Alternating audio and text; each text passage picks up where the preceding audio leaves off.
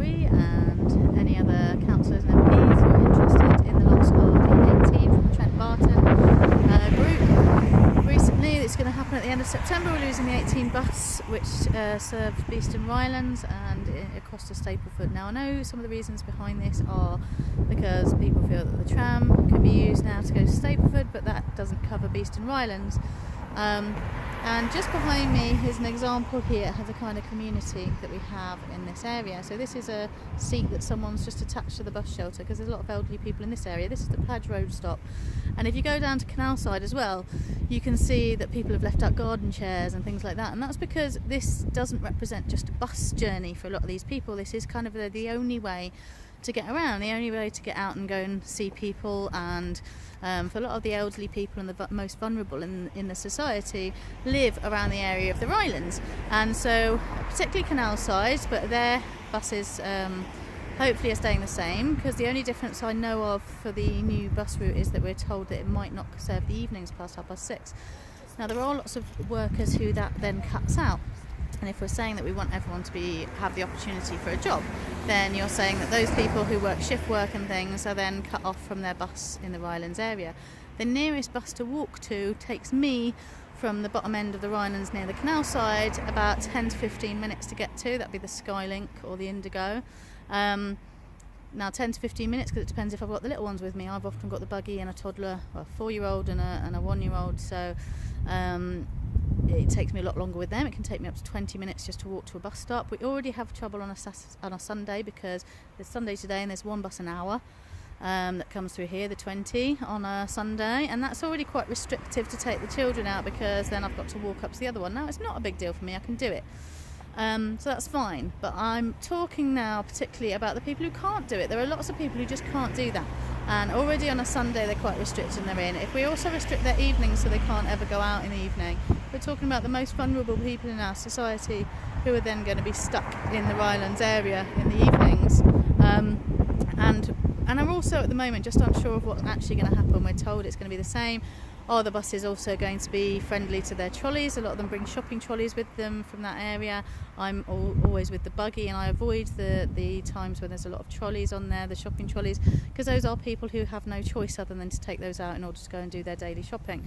But the other part of this is that there's a huge community built up around those Trentbarton drivers. So for me, this is a really sad goodbye to them. My son talks to them, he knows loads of them by name, they know him by name, they shake his hand when he gets on. Brian particularly has taken real time to get to know him, and he's sat on Brian's seat when we were stopped at a stop for a minute, and they just take such difference. And we used to live in London up until our son was nearly 1.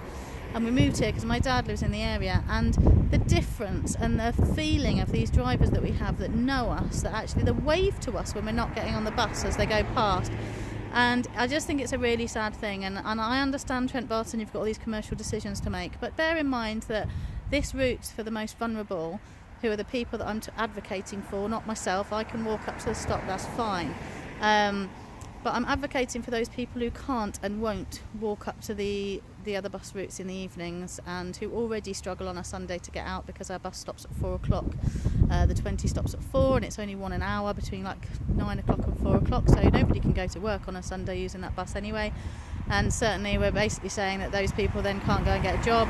Just because there's not as many people, you are being funded by other routes that go around the city that we do use as well. We use all your different routes. We regularly top up a lot of money on Mango and pay for it, and I'm happy for some of that to go to pay to make sure that the most vulnerable people can get their bus as well.